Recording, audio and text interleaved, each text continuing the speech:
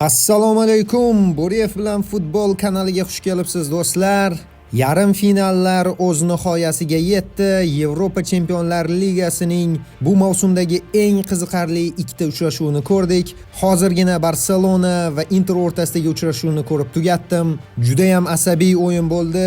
Gollarga boy, fantastik o'yin ko'rdik. Albatta, neytral muxlislar uchun shunchaki dramatik o'yin bo'ldi. Barselona muxlislari uchun juda og'ir va asabiy o'tdi o'yin. Albatta, oddiy vaziyatlarda gol o'tkazib yubordik. Vaziyatlardan foydalana olmadik, ammo natija juda ham yomon emas. 3-3 ajoyib o'yin ko'rdik. Ushbu videoda birgalikda ikkita o'yinni ham ko'rib chiqamiz. Yaxshilab joylashib oling, kanalga obuna bo'ling, videoga like bosing va o'z fikrlaringizni izohlarda qoldiring. Qani boshladik.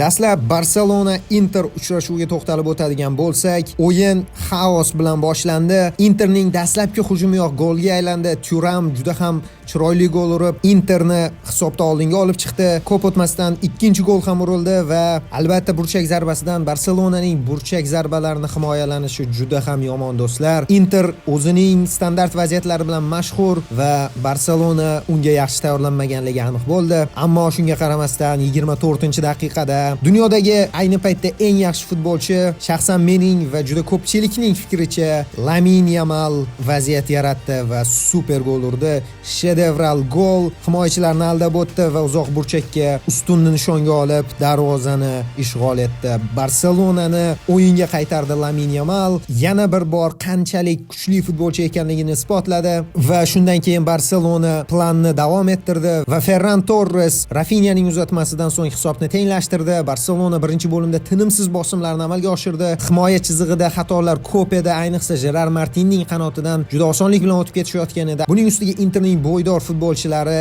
juda ko'p muammolar tug'dirdi. Deyarli ikkinchi qavatdagi barcha to'plarni yutqazdik va shuning uchun ham ikkinchi taym boshidayoq Araujoni maydonga tushirdi Hansi Flick. Va ikkinchi bo'limda ko'rdik, Barselona yana bosimni davom ettirdi, ammo mana shu joyda charchoq o'z so'zini aytdi. Ikkala jamoa ham kurashayotgan edi. Interda vaziyatlar bo'ldi, Barselonada ham vaziyatlar bo'ldi, ammo charchoq sababli Barselona o'zining planini ishga sola olmadi, pressingda yangiliklar ko'rsata olmadi. Rafinyaning uzoq masofadan yo'llagan zarbasi shunchaki fantastik edi. O'yin haqida umumiy fikrlarimni bildiradigan bo'lsam, Baldening yo'qligi Barselonaning butunlay chap qanotini shunchaki yo'q qilib qo'ydi. Hech qanaqa chap qanotdan Barselona xavf tug'dira olmadi o'yin davomida. Buning ustiga Dumfriesning o'yini ochilib ketdi va buning natijasida deyarli barcha gollar Interning o'ng, Barselonaning chap qanotidan kirib keldi. Interga respekt, yaxshi o'yin ko'rsatdi. Himoyada juda ham mustahkam o'ynadi. Lamine Yamal albatta har qanaqa himoyachini qiyin ahvolga solib qo'yadi. Di Marconi ko'rdik, juda ham achinarli ahvolga soldi deyishimiz mumkin. Ikkinchi o'yinda Balde safga qaytadi. Lewandowski so'roq ostida. Bitta yo'qotish Barselonada, bu Jules Kunde. Kundening jarohati kamida 2 hafta olishi haqida xabarlar chiqmoqda. Afsuski Barselona ikkinchi o'yinni Kundesiz o'tkazishga majbur bo'ladi katta ehtimol bilan. Uning o'rnida Erik Garcia harakat qildi. Yaxshi o'ynadi, ammo o'xshash profillar, krosslar unchalik yaxshi emas, ammo himoyaviy jihatdan yaxshi harakat qilib berishadi. Bizga ikkinchi o'yinda Balde kerak. Biz Baldesiz bugun qancha yaxshi hujum qilgan bo'lmaylik, chap qanotda hech qanaqa xavf tug'dira olmadik va buning natijasida Rafinha o'ziga erkinlik topa olmadi, butunlay zararsizlantirildi Rafinha. Do'stlar, yana bir jihatga alohida to'xtalib o'tmoqchiman. Bu albatta Barselonaning mentaliteti. Kechagi o'yinda 2 marta Barselona hisobda orqada bo'layotgan edi. Bir martasida 2 gol farqi bilan, ikkinchisida 1 gol farqi bilan. 4 kun avval Barselona juda og'ir o'yin o'tkazdi Real Madridga qarshi. Kecha esa murakkab vaziyatlardan chiqib ketishda master klass o'tkazdi. Bu jamoani shunchaki mag'lub etib bo'lmaydi. Mening fikrimcha Barselonani har qanaqa testdan o'tkazsa ham u testdan g'alaba bilan qaytib chiqadi. Chunki comebacklar ortidan comebacklar, hisobda ortda borish, tenglashtirish, g'alaba gollari albatta bugun ko'rmadik, ammo 2 marta hisobni tenglashtirish, Lamine Yamalning yo'q joydan gol paydo qilganligi, boshqa futbolchilarning katta o'yinda o'zlarini ko'rsatishgani, Pedridan pre-assist, Rafinyadan assist, Ferrandan ajoyib harakat va gol. Bundan ortig'ini so'ray olmasdim, to'g'risi. Bu jamoadan shunchaki faxrlanaman. Avvalgi videolarda ham aytgandim, natija, kuboklar nima bo'lishidan qat'iy nazar bu jamoa har qanaqa maqtovlarga loyiq.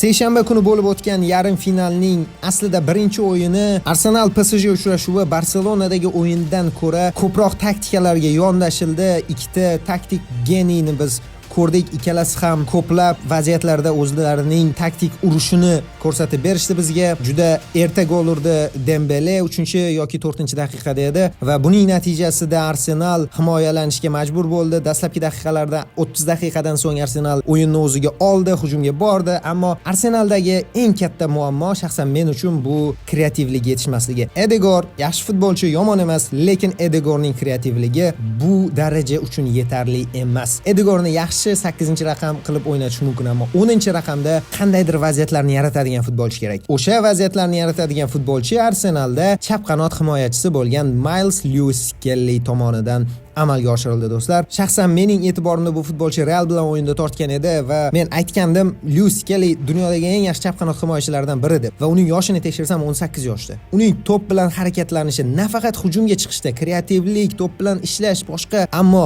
himoyalanishda ham juda ham yuqori IQ bilan yondashuvi shaxsan e'tiborimni tortdi. Kecha ham Arsenalning eng asosiy quroli bu Miles Lewis Kelly edi, ammo uning yolg'iz o'zi Paris Saint-Germainning tartibli himoyasini yorib o'ta olmadi. Sakaga hech qanaqa o'yin berishmadi. Arsenal himoyalanishda yomon o'ynamadi. Ayniqsa o'sha 30 daqiqadan so'ng hujumga bordi. Paris Saint-Germain esa o'rganib chiqqan ekan, ayniqsa o'sha burchak zarbalari, jarima zarbalaridan Arsenalning xavfini kamaytirishda juda ham yaxshi harakat qilishdi, samarali o'ynashdi. O'yinning yakuniy hisobi 1-0 ko'rinishida parijliklar foydasiga hal bo'ldi. Endi hammasi Parc des Princes-ga qoldirildi. 1-0. Albatta Paris Saint-Germainning imkoniyatlari yuqoriroq deyishingiz mumkin. Shaxsan menimcha ham yuqoriroq, ammo Paris Saint-Germain ham ideal jamoa emas. Ayniqsa o'sha dastlabki 30 daqiqadan so'ng, albatta bu taktik qaror bo'lishi mumkin, ammo bunaqa imkoniyatlarni berib qo'yish taktik qaror emas. Donnarummaning seyvlari Luis Enriquening qarori emas. Ammo tan olish kerak, Paris Saint-Germain shunchaki super futbol ko'rsatyapti. Ularning ayniqsa markazdagi o'yin mening e'tiborimni tortdi. Joao Neves, Vitinha hamda Fabian Ruiz an'anaviy 4-3-3 sxemasidagi yarim himoyachilar emas. Ularning rollari juda ham tez almashuvchan. Bir vaziyatda Ruiz tayanch zonasiga tushmoqda, bir vaziyatda Neves, bir vaziyatda Vitinha tushyapti va uchalasining aylanib harakat qilishi Arsenalni qiynab qo'ydi. Ammo Arteta ham bunga tayyorlangan ekan, shu sababli pressingda odamiga emas, balki zonaga nisbatan pressing amalga oshirdi. Shunday qilib do'stlar, ikkala o'yin ham o'z yakuniga yetdi. Ikkala o'yinda ham jamoalarning kuchlari bir-biriga yaqin. Albatta Barselonaning juda ham ko'p bosim qilib hujumlarda kuchliroq o'ynaganini ko'rdik, ammo umuman olganda jamoalarning o'rtasida katta farq yo'q. Ikkala o'yinda ham hali natija aniq emas. Bitta gol Parij bilan Arsenal o'yinini o'zgartirib yuborishi mumkin. Barselona esa keyingi o'yinda Balde bilan juda ham xavfli o'ynashi aniq. Shunday qilib do'stlar, dushanba kuni keyingi o'yinlardan oldin prevyuda ko'rishamiz. Ungacha esa sog' va salomat bo'ling. Keyingi videolarda ko'rishguncha va doimgidek Visca el Barça.